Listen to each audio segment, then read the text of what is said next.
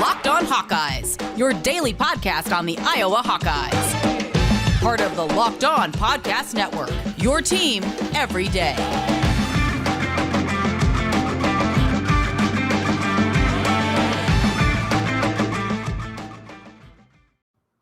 Welcome back, Hawkeye Nation, to a Friday morning episode of the Locked On Hawkeyes podcast, your daily podcast covering your Iowa Hawkeyes on the Locked On Podcast Network. As always, I am your host, Andrew Wade, and we have another great episode for you today. We're going to be talking about last night's loss to Purdue for the Iowa basketball team and why we should not be overreacting to a game that Iowa fell to, a top 10 ranked program, and what we can take away that was positive from that game. We're also going to be talking about the Iowa-Penn State duel tonight, the biggest wrestling matchup, the biggest wrestling duel of the entire season, and where Iowa has the best opportunity to take advantage and a win at Carver versus Penn State. We're going to be talking about both those things on today's episode of the Locked On Hawkeyes podcast. But first, I want to thank you all for making the Locked On Hawkeyes podcast your first listen every single day. You can find the Locked On Hawkeyes podcast for free wherever you get podcasts at, and also on YouTube by searching Locked On Hawkeyes. So let's get into it. The men's basketball team last night fell to Purdue. Another disappointing loss, one that really Iowa never was in it from the start. And yes, to a degree, they had a chance middle of the second half, but Iowa never really had a lead this entire game, ultimately falling to Purdue 83-73. As we do with every men's basketball game, we're going to be giving you a very quick recap and then hop into the takeaways and let you know what is going to happen from here on out, what needs to happen, what is next for this Iowa basketball team. Yesterday, when we talked about this game, I said there were a couple keys to beating Purdue. It was not allowing them to shoot the three ball well. They had 8 guys shooting over 35% from three, and it showed because in this game, they just absolutely dominated from behind the arc, shooting 59%, 13 of 22. Sasha Stefanovic, which I don't know when he's ever going to leave, feel like he's been there forever, hit 4 of 9. Isaiah Thompson hit 4 of 6. Jaden Ivey, who didn't actually start in this game, only played 16 minutes, was 3 of 4. We also got 1 of 2 out of Eric Hunter and 1 of 1 out of Ethan Morton. So when you're looking at this game, we knew Iowa couldn't let them do that. We knew Iowa had to emphasize perimeter defense to be able to win this game. Yes, Zach Edey is a good basketball player. Travion Williams is a good basketball player. But you can live with them beating you down low a little bit if you can stop the barrage of three-pointers, and especially the very timely three-pointers. It felt like every time Iowa got an opportunity to make a run, or every time Iowa drew it close, got within 5 points, Purdue would hit another big-time three to extend the lead again. Turnovers were a bit interesting as well. Going into this game, Purdue, not exactly the worst team at turnovers. They did a good job of holding on to the ball, not making mistakes. Iowa did a good job of kind of playing their defense in this game, forcing 15 turnovers against Purdue. And I say playing good defense, I meant forcing turnovers. They obviously did not play that good a defense when you allow 83 points, but getting 15 turnovers compared to their 9. Iowa's rebounding was better as well. Out-rebounded Purdue by 5 rebounds on the offensive glass. Did get out-rebounded on defensive glass quite a bit, but I'll take that defensive energy, or that rebounding energy, I should say, that we saw last night up against almost any other team, right? Purdue has a lot of size. It's going to be difficult to win that rebounding battle when you are struggling from a size advantage so significantly. Keegan Murray, he only played, unfortunately, 29 minutes in that game, but he sat out half of the first half because of Fran's ridiculous and dumb personal foul policy. Fran's policy is that if you get 2 fouls in the first half, you're done for the entire half. In the post-game press conference, he was asked about that, and I absolutely hated his answer. He said, well, yeah, but he got his third right away in the second half. Then I left him in. So now if he gets another one, then all of a sudden he's at 4 and I have to sit him for the next 14 minutes. He gets his third, I just keep playing. He was good in the second half. We needed him to be better. You say, oh, he had an off game. 14-9 is pretty good. The kid did a lot of good things. He's defending guys, in some cases, a lot bigger than him. I hate the logic that, oh, well, if he gets his fourth, he's out now. You have 5 fouls to give, Fran. 5. Use them all. 2 fouls. I mean, oh my gosh. I understand potentially sitting a guy with 3 fouls in that first half, but 2 fouls, you take him out, your best player for 10 minutes is absurd. And then to say, well, if he gets another one, then all of a sudden we're screwed. That you need him to play the basketball game. You need him to be into the game. I would rather have Keegan Murray foul himself out than Fran McCaffrey foul him out for us. Nevertheless, with Keegan out, Chris Murray got a lot more playing time, which he definitely should be getting a lot more playing time going forward. Finished with 23 points on 4 of 9 shooting with 5 boards. And again, I mentioned the fact that Purdue really had a lead the entire game. Iowa did make a comeback.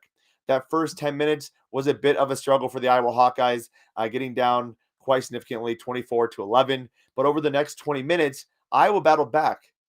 Q2, they only lost by 2 points. Q3, they actually had a 9-point advantage. So Iowa continued to battle back in this game.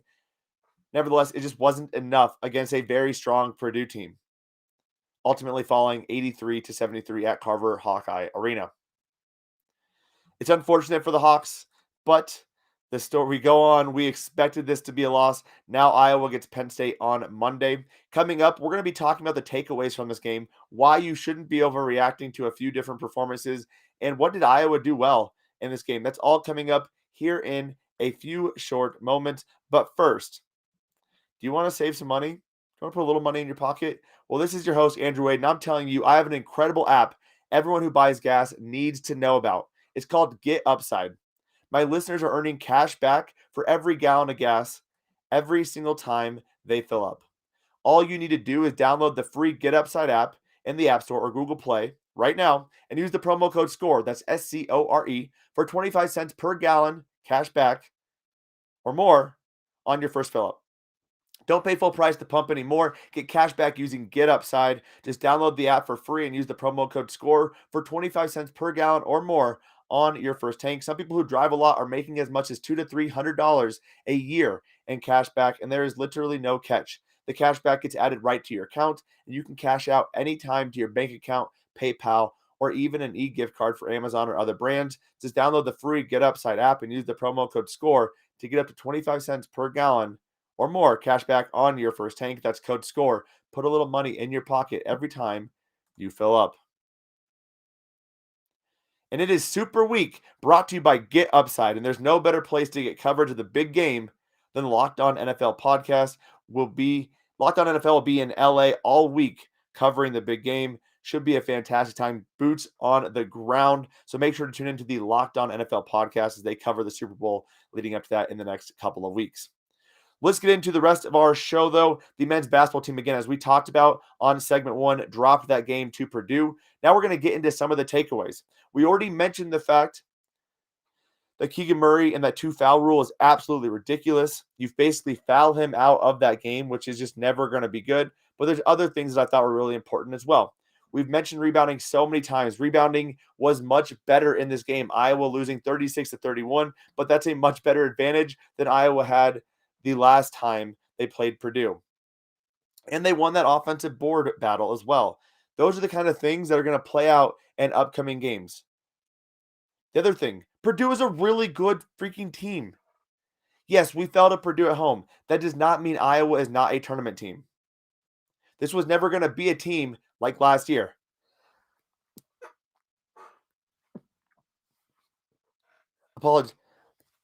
Apologies, had to sneeze there. This was never going to be a tournament team like last year, right? We have the ability to go to the tournament, but we were not going to be a number 2 seed. We were not going to be regularly beating top 10 teams, which we didn't exactly do last year all the time either.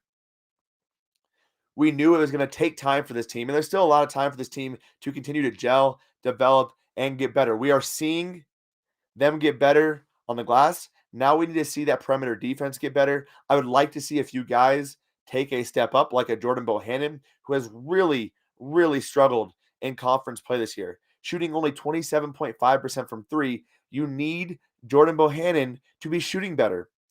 It's games like these at Carver where you need Jordan Bohannon to hit 4 or 5 threes. You need him to be going shot for shot with the other team.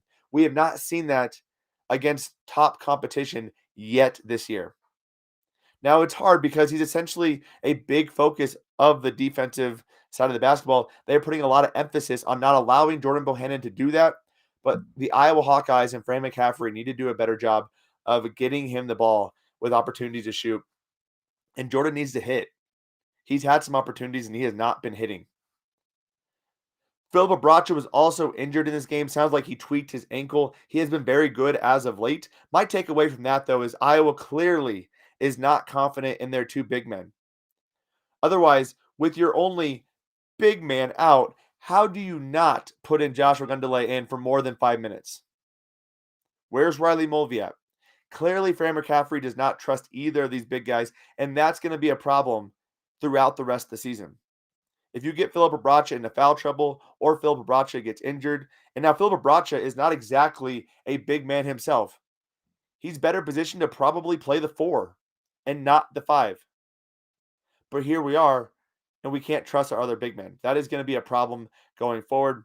Defense is still not there. They had good games against Indiana and Penn State. I mentioned this on previous shows. Indiana and Penn State's offenses, not very good. Purdue had an elite offense, and Iowa could not stop them. Now, to be fair, if you look back at last year's Iowa team, which Purdue is very reminiscent of this year, even when Iowa was going up against good defenses, Iowa torched those defenses. So a good offense can beat a good defense, but nevertheless, you would like to have seen Iowa's defense play a bit better perimeter defense against the Purdue Boilermakers. Also, I don't know how you aren't playing Chris Murray more, right? I mean, when he gets the opportunities, he has been phenomenal. He has taken advantage of those opportunities, and I really, really like the lineup with him and Keegan Murray in the game. They got it to within 5 points against Purdue with both those guys in the game. They are matchup nightmares. 6'8" guys who can drive, shoot, and defend. Even against Purdue, though, 24 minutes played. Against Penn State, 20 minutes played. Rutgers, only 11. Minnesota, only 11. He got 29 against Indiana, 20 against Wisconsin, 10 against Maryland, 16 against Iowa State, 17 against Illinois. 26 against Purdue the last time when Keegan was out of the game. You need to play Chris Murray more. I don't know where those minutes are taken out of. My thought would be, if Jordan Bohannon is struggling shooting the ball, maybe you go a little bit bigger there. Chris can shoot the ball pretty well. Maybe if Philip Abracha is struggling, you put Chris there. I just don't see how you don't get Chris Murray on the floor more. He needs to be playing 25 minutes every single game. I don't care if he doesn't start. That is not my problem. But Chris Murray needs to be playing 25 minutes every single game. He is arguably the second best player on this team. If nothing else, he is at least top 4 on this team, and you need your top 4 player getting more minutes than what he is currently getting. He has shown that he is able and willing to rise to the occasion. And again, when Chris and Keegan are on the floor together, good things happen. I love the combo of those two together. If you don't want to have them on the floor the whole time, if you really want to balance these lineups out and have Chris come in with the reserves, I understand that too. But if you want to get Keegan 30 minutes a game, you want to get Chris 25 minutes a game, there is going to be overlap of those two. And it is fine. It is good. It is good for the Iowa basketball team. And they need to do a better job of capitalizing on that. We have chess pieces here. Let's use those chess pieces. We are not, though. And that is very frustrating. Also, Iowa, much better job shooting free throws in this game. 94% from the charity stripe. Fantastic job. They needed to get better there. We've seen them struggle in past games, especially in crunch time, shooting the free throws, and we saw them get a little bit better in this Purdue game, hitting 17 of 18 in that game. Now to the overreactions. I saw a lot of overreactions here. Keegan Murray is not a bad player. I saw some of that. Keegan Murray is still a very strong player. He is still the best player on this basketball team. You have to consider the fact that when you are playing with foul trouble and you are worried about getting yanked at any given time, you're going to play a little bit tentative. But Keegan Murray has risen to the occasion. He has done a pretty good job. In games against Tier A opponents, he's shooting 56%. That's pretty darn impressive. In conference only, in Tier A would be like your top teams, top 50 opponents, top 50 KenPom opponents. That's still pretty darn good. In conference play, he's shooting 40% from three. He's shooting 59% from the field. His defensive and offensive rebounding percentages are top 20. His offensive rating is top 10. He's doing a good job. He has a couple games where he struggles. Was the game against Purdue his best game? It was not, but it was not absolutely horrendously bad. He still had one of the best offensive ratings on the entire team in that game with 119. So Keegan Murray is still a very good player. Just because he had not a great game, just because he didn't put up 30 points does not mean he's a bad player. He's also the number one target of every single team.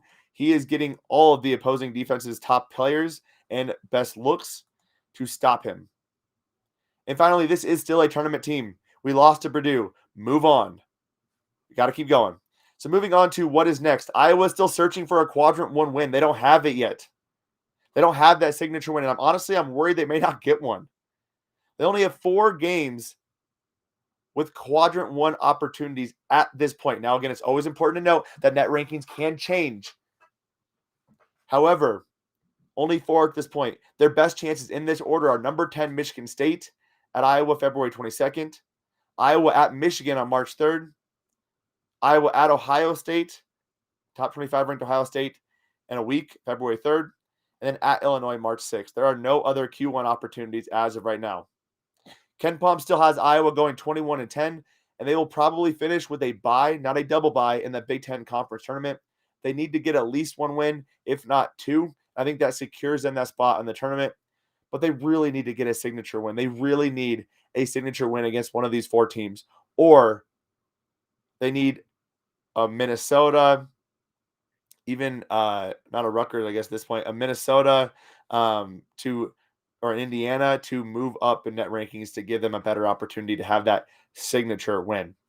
At this point, Iowa's still a 7 seed, though. You're not looking at this Iowa team and saying this is a bad team. They just can't beat the best teams. And that is clearly going to be a problem come tournament time, but we never expected this team to be a top 10 ranked program or a team that was going to consistently beat top 10 ranked programs this year.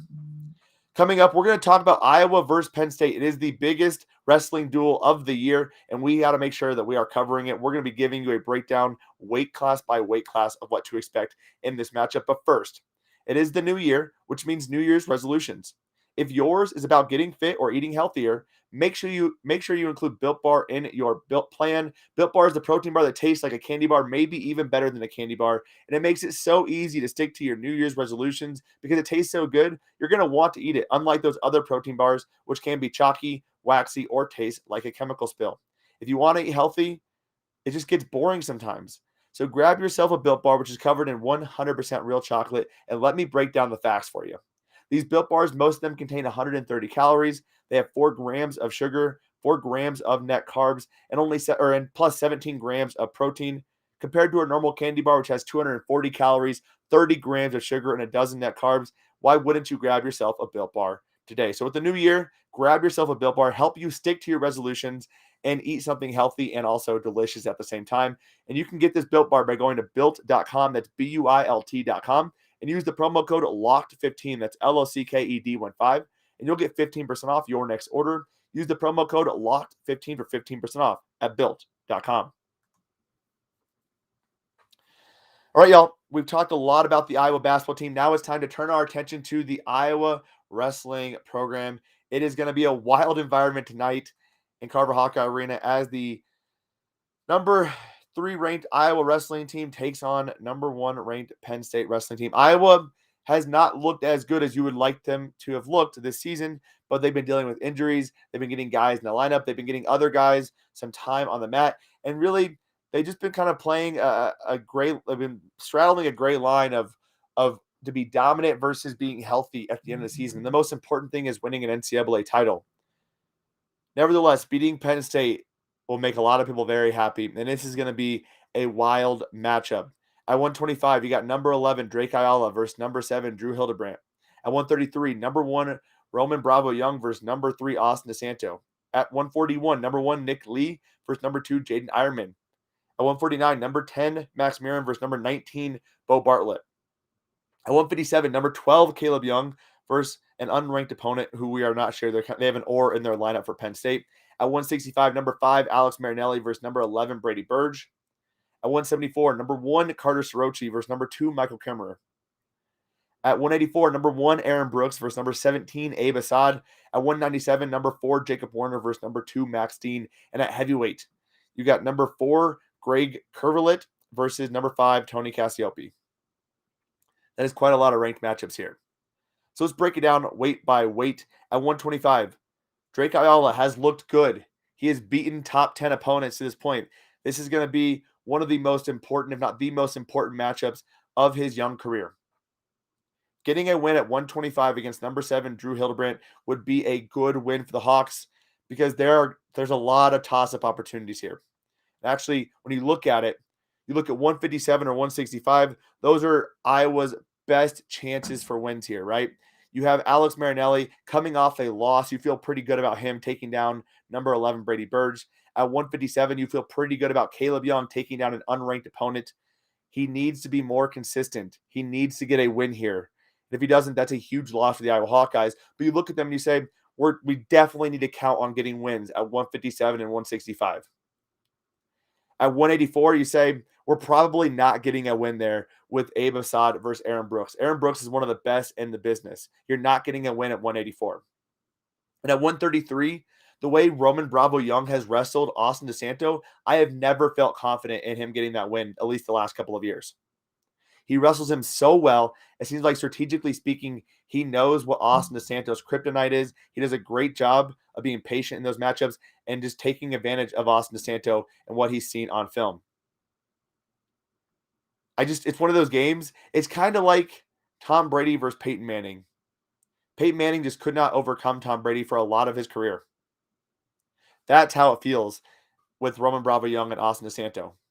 Now, granted, Peyton Manning did overcome Tom Brady late in his career when the Broncos beat the Panthers. However, the Broncos beat the Panthers in the Super Bowl, beat the Patriots for that. However, this is going to be a tough matchup, and I would count on Roman Bravo Young coming ready to play and wrestle and get that W there. So again, you look at the other matches, and it becomes all the more important that you get those swing matches, you get those wins. Drew is a 3-time NCAA qualifier at 125. So Drake Ayala, a big-time matchup for him, an opportunity to put himself on the map. At 141, you got 1 versus 2. Jaden Ironman is 2-1 against Nick Lee, but fell last year in the finals. You better believe Jaden Ironman is out for revenge. It is going to be a big-time matchup. That is literally a complete toss-up in either direction. At 149, Max Mirren, again, a little bit inconsistent. You have to get that win versus Bo Bartlett. I would give Iowa the edge at 149. So at 125, I would say is a complete toss-up. At 141, a complete toss-up. At 149, Iowa has the edge there. At 174, with Carter Sorochi versus Michael Kemmerer, I would say it's a complete toss-up. Michael beat him last year in the Big Ten tournament, lost in the finals in the NCAA tournament. It's going to go either way. Michael has not wrestled a ton this year. Still a big-time opportunity to get a win for the Hawks. At 197, I would probably give Penn State maybe the slight edge there, but Jacob Warner has done a phenomenal job of getting wins in crunch time for the Iowa Hawkeye wrestling program. So no idea what to expect there. And that heavyweights, you have Greg Kerberolet versus Tony Cassiopei. Cassiopei won last year, but Greg was hurt. So we're not really sure what to expect there either. Again, when you look at this lineup, there is an edge that you give Iowa at 149, but 125, 141, 174, 197 heavyweight, I would say is a complete toss-up. We need Carver to be bumping tonight. And I cannot wait to be glued to my television watching a big-time wrestling duel, a duel that is going to get a lot of notoriety across the country for wrestling fans. We'll be breaking down this duel, and we'll be giving you a preview of Iowa versus Penn State, which is the basketball game on Monday, dropping on our Monday episode. So stay tuned for all of that. Thank you all for tuning in to today's episode of the Locked On Hawkeyes podcast. Just a reminder, with NFL games coming up, you can check out the Locked On Bets podcast. They do a great job of breaking down 3 to 4 games every single day that you can bet on at BetOnline.ag. hosted by your boy Q and handicapping expert Lee Sterling of Paramount Sports. They're going to give you the games you need to bet on so you can put some money in your pocket. That will do it for our show today, though. I appreciate you all tuning in to today's episode of the Locked On Hawkeyes podcast. Have a fantastic Friday, an even better weekend. And as always, Hawkeye Nation,